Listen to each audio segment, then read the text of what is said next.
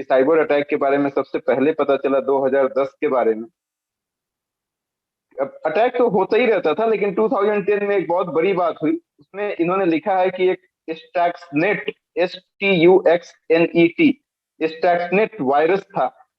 2010 की बात कर रहा हूँ, 2010 में स्टैक्सनेट स्टैक्सनेट वायरस, जिसने ईरान के उन सारे कंप्यूटर्स के डेटा को डिस्ट्रॉय कर दिया था, या उसको यूं कहें कि डिले करने की कोशिश की थी, जहां पे न्यूक्लियर प्रोग्रामिंग चल रहा था। मतलब ईरान एक न्यूक्लियर प्रोग्राम बनाता है, न्यूक्लियर विपन बनाता है, और न्यूक्लियर विपन बनाने के लिए जिन सिस्टम से जिस सिस्टम में उसके सारे डेटा थे, कहा जाता है कि उस सारे डेटा को डिस्ट्रॉय करने की कोशिश करी गई थी, उसको डिले करने की कोशिश की गई थी। और ये प्रोसेस हुआ था अमेरिका के द्वारा, USA के द्वारा। तो ये एक पहली बात थी। उसके बाद दूसरी चीज ये बता रहे हैं कि 2012 में, 2012 में सऊदी अरबिया की एक कंपनी है, अरमाका ऑयल कंपनी। अरमाका ऑयल कंपनी जो नेशनल कंपनी है, इसमें इन्होंने ये बोला है कि ईरान ने क्या किया था। ईरान ने 30,000 कंप्यूटर्स के डेटा को हैक कर लिया था। मतलब 30,000 डेटा को उसने रिट्रीव कर लिया था, 30,000 डेटा को अपने पास मतलब मंगा लिया था, या यूं कहें कि चुरा लिया था। और इसके साथ साथ ईरान पे ये भी आरोप था कि कतर नेशनल गैस एजेंसी में एक रैश गैस करके कंपनी है कोई, उसके भी ऑपरेशन और उसके फंक्शनिंग में काफी ज्यादा प्रॉब्लम क्रिएट किया था ईरान ने। तीन एग्जांपल आपको बैक टू बैक बताया। पहला आपको क्या बताया मैंने, कि ईरान पे सबसे पहले अटैक किया था, साइबर अटैक, USA ने। और उस अटैक को जिस वायरस के द्वारा किया गया था उसको स्टक्सनेट वायरस कहते हैं, जिसके थ्रू न्यूक्लियर विपन बनाने के लिए जितनी भी प्रोग्रामिंग कर रहा था वो ईरान, जो कंप्यूटर्स थे, जो डेटा था कंप्यूटर्स पे, वो सारी चीजें हैक कर ली गई, और उसको डिले करने की और डिस्ट्रॉय करने की पूरी कोशिश करी गई अमेरिका की। अब चूंकि अमेरिका के साथ ऐसा हुआ, तो ईरान क्यों, वो भी उसकी प्रॉक्सी कंट्री के साथ कुछ करेगा।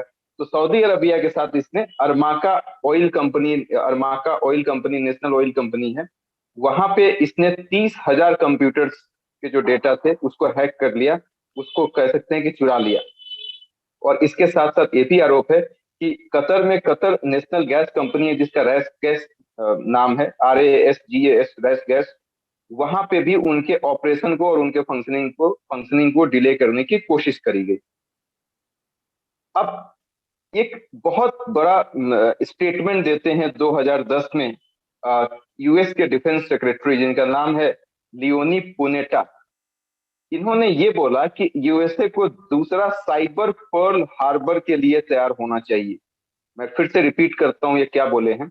2010 में जब बहुत सारे अटैक होने लगे, साइबर अटैक, तो USA के एक डिफेंस सेक्रेटरी थे, जिनका नाम था लियोनी पुनेटा, सनी लियोनी वाला लियोनी, लियोनी पुनेटा। तो इन्होंने ये बोला कि USA को साइबर पर्ल हार्बर के लिए तैयार रहना चाहिए। साइबर पर्ल हार्बर ये क्या होता है, समझिएगा इसको।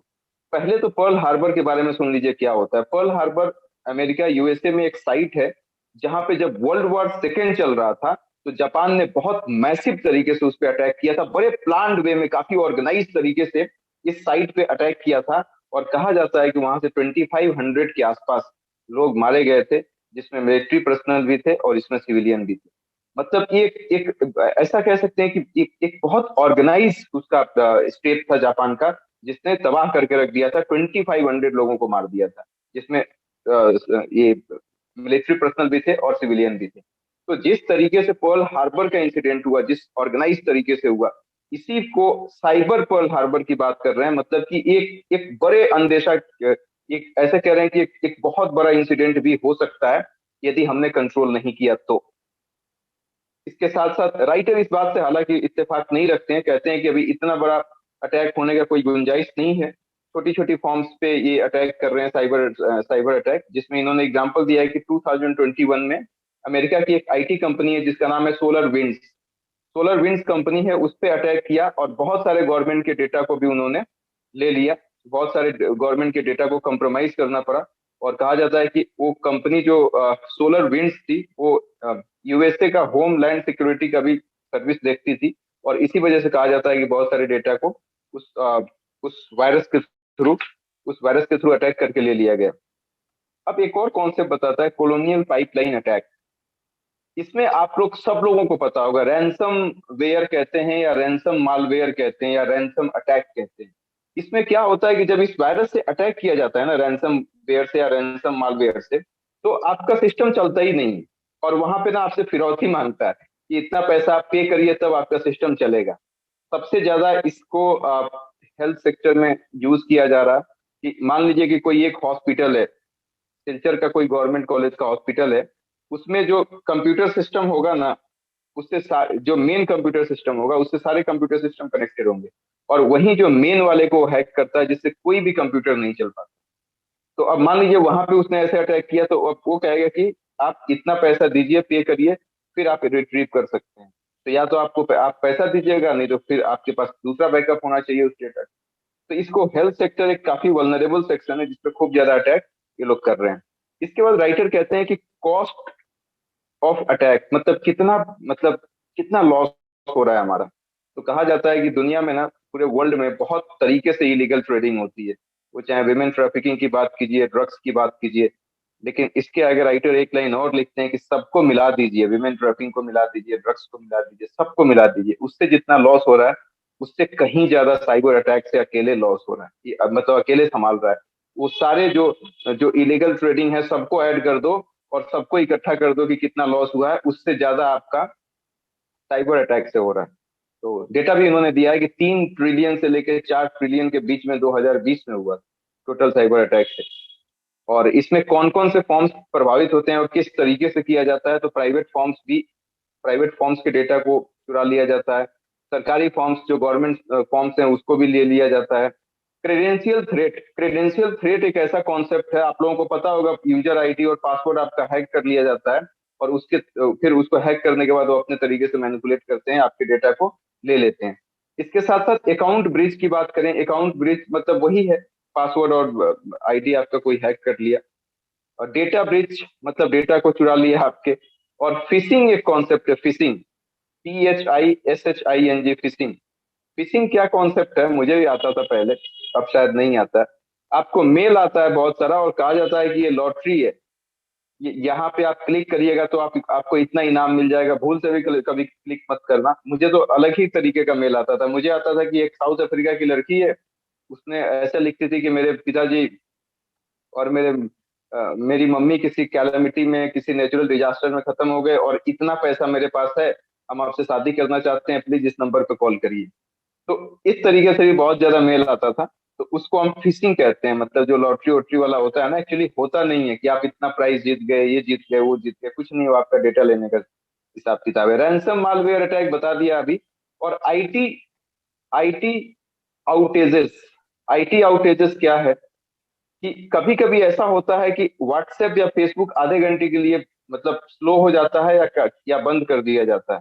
तो ये इसी वजह से होता है कि इतना ज्यादा ये लोग साइबर अटैक करते हैं ना। कभी कभी तो जान के भी ये लोग ऐसा लोगों को गुमराह करने के लिए किया जाता है। कभी कभी साइबर अटैक का इतना ज्यादा इंटेंसिटी होता है कि ये जान के बंद करना पड़ता है। तो रिस्क सबसे ज्यादा राइटर ये बताते हैं कि हेल्थ सेक्टर में है, एजुकेशन में है, रिसर्च में है, कम्युनिकेशन में है। बैंक में तो नहीं है। बैंक में इसलिए नहीं है कि एक ब्लॉकचेन टेक्नोलॉजी है, साइंस एंड टेक्नोलॉजी का बहुत जबरदस्त कॉन्सेप्ट है, कभी टाइम मिलेगा तो पढ़ाऊंगा। तो ब्लॉकचेन टेक्नोलॉजी के थ्रू वो लोग क्या करते हैं ना कि किसी दूसरे बैंक को भी अपना डेटा दे देते हैं।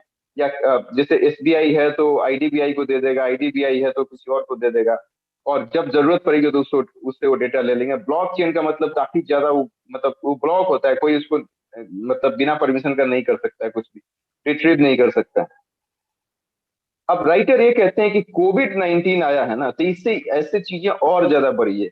जैसे कोविड 19 आया है तो वर्क फ्रॉम होम आपने कर दिया, और वर्क फ्रॉम होम कर दिया तो बहुत सारी ऐसी चीजें हो रही हैं। एक डेटा बताया कि हर 10 सेकेंड में एक साइबर अटैक होता है। बड़ी बात है।